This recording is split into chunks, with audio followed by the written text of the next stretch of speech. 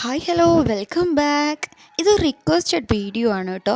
Air ഫ്രയറിൽ ഇതെങ്ങനെയാണ് നമ്മൾ wash ചെയ്യുന്നത് എന്ന് കുറേ പേര് ചോദിച്ചിട്ടുണ്ടായിരുന്നു. സോ ആ ഒരു വീഡിയോ ആണ്. അപ്പോൾ ഞാനിത് ഫ്രഞ്ച് ഫ്രൈസ് ഉണ്ടാക്കിയതാണ്. അപ്പോൾ ഇത് നമുക്കൊരു സൈഡിലേക്ക് വെക്കാം. എന്നിട്ട് നമ്മൾ ഇതുപോലെ ഒരു സ്പോഞ്ച് കണ്ടില്ലേ, ഇതൊരു സ്ക്രബ്ബറാണ്. സ്പോഞ്ച് ഭാഗത്ത് നമ്മൾ ഏത് ലിക്വിഡാണോ ഉപയോഗിക്കുന്നത് ആ ഒരു ലിക്വിഡ് കുറച്ചാക്കി കൊടുക്കുക. എന്നിട്ട് സ്പോഞ്ച് ഭാഗം തന്നെ വേണം. മറ്റേ കുറച്ച് ഹാർഷായിട്ടുള്ള ഭാഗങ്ങളൊന്നും യൂസ് ചെയ്യരുത്. കാരണം ഇത് ചിലപ്പം അതിലുള്ള ഒരു കോട്ടിങ് ഇളക്കി പോകാനുള്ള സാധ്യതയുണ്ട്. അതുകൊണ്ട് അപ്പോൾ അത് വെച്ചിട്ട് ജെൻ്റ്ലി നമ്മൾ നന്നായിട്ടൊന്നിങ്ങനെ വാഷ് ചെയ്ത് കൊടുക്കുക. അതിലുള്ള എണ്ണമയവും എന്തെങ്കിലുമൊക്കെ പറ്റി പിടിച്ചിട്ടുണ്ടെങ്കിൽ അതൊക്കെ ഒന്ന് പോകാനായിട്ട് നന്നായിട്ടൊന്നിങ്ങനെ വാഷ് ചെയ്ത് കൊടുക്കുക. ഇടയിൽ എന്തെങ്കിലുമൊക്കെ ഉണ്ടെങ്കിൽ അതൊക്കെ ഒന്ന് മാറ്റി കൊടുക്കാം. ഓക്കെ, ഹാഷായിട്ടുള്ള ഒന്നും ഇതിൽ യൂസ് ചെയ്യാൻ പാടില്ല. അതിൻ്റെ കോട്ടിങ് പോവും. അത് നമുക്ക് ഫുഡിൽ പറ്റി പിടിച്ച് കഴിഞ്ഞിട്ടുണ്ടെങ്കിൽ പല രീതിയിലുള്ള അസുഖങ്ങൾ വരാനുള്ള സാധ്യതയുണ്ട്. ഇനി ഇത് നമ്മൾ നന്നായിട്ടൊന്ന് വാഷ് ചെയ്ത് കൊടുക്കുക. അതുകൊണ്ടല്ലേ ഈ ഒരു രീതിയിൽ നല്ല രീതിയിൽ എല്ലാ സൈഡിലുള്ള സോപ്പിൻ്റെ ആ ഒരു പതയും കാര്യങ്ങളൊക്കെ പോകുന്ന രീതിയിൽ നന്നായിട്ടൊന്ന് വാഷ് ചെയ്ത് കൊടുക്കുക. പിന്നെ എയർ ഫ്രയറിനെ കുറിച്ചിട്ടുള്ള വീഡിയോ ഞാൻ ഓൾറെഡി ഇട്ടിട്ടുണ്ട് കേട്ടോ. സോ ആ വീഡിയോ കാണാത്തവരുണ്ടെന്നുണ്ടെങ്കിൽ അതിൻ്റെ ലിങ്കൊക്കെ ഞാൻ ഇവിടെ കൊടുക്കാം. നിങ്ങളതൊന്ന് കണ്ടു നോക്കാട്ടോ, വളരെയധികം യൂസ്ഫുൾ ആവും. ഓക്കെ, അപ്പോൾ ഇത് നമ്മൾ നന്നായിട്ടൊന്ന് വാഷ് ചെയ്തെടുത്തിട്ടുണ്ട്. ഇനി എന്താ ചെയ്യേണ്ടതെന്ന് പറഞ്ഞിട്ടുണ്ടെങ്കിൽ നമ്മളൊരു നല്ല കോട്ടൻ്റെ തുണി വെച്ചിട്ട് ഇതൊന്ന് തുടച്ചെടുക്കുക. ഇതിങ്ങനെ തന്നെ അതിൻ്റെ എയർ ഫ്രയറിൻ്റെ ഉള്ളിലേക്ക് ഇൻസേർട്ട് ചെയ്ത് കൊടുക്കരുത് കേട്ടോ. നനവോട് കൂടി വെക്കരുത്.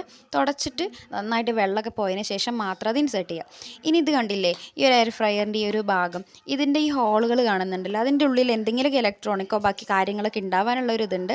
അപ്പം നമ്മൾ ആ ഭാഗത്തേക്ക് വെള്ളം ആവാതിരിക്കാൻ പ്രത്യേകം ശ്രദ്ധിക്കുക. വേണമെങ്കിൽ ആ ഒരു ഹോളിൻ്റെ അവിടെ എന്തെങ്കിലും ടാപ്പ് കാര്യങ്ങളൊക്കെ തൽക്കാലത്തേക്ക് വാഷ് ചെയ്യുന്ന സമയത്തൊന്ന് വേണമെങ്കിൽ ഒട്ടിച്ച് കൊടുക്കുക, അല്ലെങ്കിൽ കുഴപ്പമില്ല.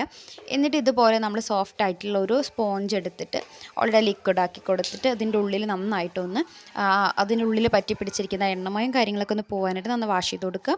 എന്നിട്ട് പ്രത്യേകം ശ്രദ്ധിക്കുക. ഞാനിത് ഓൾറെഡി യൂസ് ചെയ്ത് എനിക്ക് ശീലമുള്ളതുകൊണ്ടാണ് ഞാൻ ഈ രീതിയിൽ ചെയ്യുന്നത്. ഒരിക്കലും വെള്ളം ഈ ഒരു ഹാൻഡിലിൻ്റെ ആ ഒരു ഭാഗത്തോട്ട് ആവാതെ നിങ്ങൾ ശ്രദ്ധിക്കണം. ഒരു ഹോളിലൊക്കെ വെള്ളം പോയി കഴിഞ്ഞിട്ടുണ്ടെങ്കിൽ ചിലപ്പം ഇത് കംപ്ലൈൻ്റ് ആവാനുള്ളൊരു സാധ്യതയുണ്ട്. അതുകൊണ്ടാണ്. അപ്പോൾ ഇത് നന്നായിട്ടൊന്ന് നമുക്ക് വാഷ് ചെയ്തെടുക്കാം.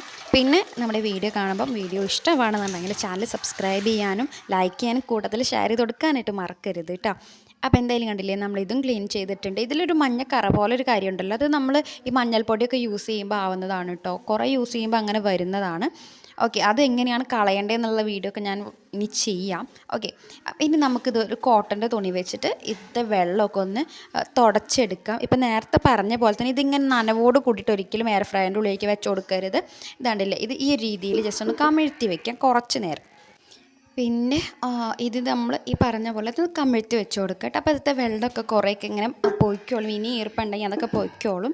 പിന്നെ ഇതിൻ്റെ മുകൾ ഭാഗം കണ്ടില്ലേ, ഞാൻ ഈ ഭാഗം അടിഭാഗം ഞാൻ അങ്ങനെ വാഷ് ചെയ്ത് കൊടുക്കാറില്ല. ഇതിന് തുടച്ചെടുക്കുക ചെയ്യാറുള്ളൂ. കാരണം ഇവിടെയും ആ ഹോൾസ് ഉണ്ട്.